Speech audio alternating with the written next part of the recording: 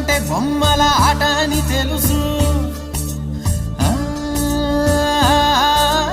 కథ అని తెలుసు, కథ అని తెలుసు, కథలన్నీ కంచికే చేరునని తెలుసు, తెలుసు తెర తొలుగుతుందని, తెలుసు తెల్లారుతుందని, తెలుసు ఈ కట్టె పుట్టుకుమంటదని, తెలుసు ఈ మట్టి మట్టిలో కలిసిపోతదని.